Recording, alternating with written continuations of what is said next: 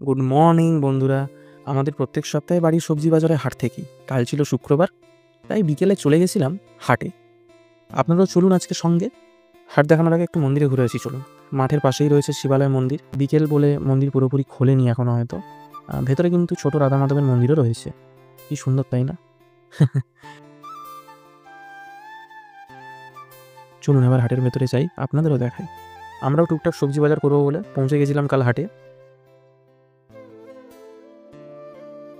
দেখলাম এক ঠাকুমা আর তার দুপাশে ছোট্ট দুটো নাতনি গুগলি নিয়ে বসছে। মেদিনীপুর গ্রামাঞ্চলে ঘরোয়া ভাষায় এটাকে গেঁড়িও বলে অনেকে। আপনারাও সঙ্গে চলুন, ঘুরে ঘুরে দেখে নিন আর কি কি দোকান বসেছে আজকে। কচুলতি চোখে পড়লো। সচরাচর কিন্তু চোখে পড়ে না, তবে না বললেই নয়, বাঙালিরা খুবই সুন্দর রান্না করতে পারে কচুলতি। ফল, সবজি আরও বিভিন্ন নিত্য প্রয়োজনীয় জিনিসপত্রেরও দোকান বসে। ছোটোখাটো খাবার দোকানও আপনি দেখতে পাবেন এখানে। কার কার এই গাঁঠিয়াগুলো ফেভারিট আমাকে কিন্তু জানাবেন অবশ্যই কমেন্টে। আগে অ্যাড্রেসটা বলে দিই, এই হাটটা বসে বেলদা কলেজের ঠিক পেছনে দেউলির মাঠে। আপনি যদি কেশারি বেলদা বাইপাস হয়ে আসেন তাহলে বেলদা হসপিটালের অপোজিট রাস্তা ধরেও সোজা এলে আপনি পৌঁছে যাবেন দেউলি মাঠে। এই হাটটি প্রত্যেক শুক্রবার বসে বিকেল 4টে থেকে সন্ধ্যে 7টা অবধি। সত্যি বলতে হাটে বাজার করে একটা আলাদাই আনন্দ লাগে। মনে হয় শহরাঞ্চলের জীবন থেকে অনেক দূরে চলে এসেছি যেন। দূর দূরান্ত গ্রাম থেকে চাষিরা বাড়ির চাষ করা সবজি বয়ে এনে যেহেতু এই হাটগুলোতে বিক্রি করছে, এখানে সবজিগুলোতে কেমিক্যাল, সার, ওষুধ এর ভয়টা অন্তত পক্ষে নেই।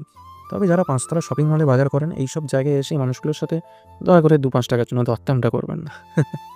ঘুরতে ঘুরতে শুটকি মাছ দেখতে পেয়েছিলাম। দাদাকে গিয়ে জিজ্ঞেস করলাম, দাদা বললো আমুদি, তেলদাউরি, চিংড়ি, মোরল আরও বেশ কিছু রকমারি মাছই ছিল। আপনারা কারা কারা শুটকি মাছ খান জানাতে বলবেন না কিন্তু কমেন্টে। দূর থেকে চপ বাজার থেকে দৌড়ে গেলাম নেবো বলে। দোকানে দিদি বললো এখনও দেরি হবে, যাওয়ার সময় না হয় নিয়ে যাবো।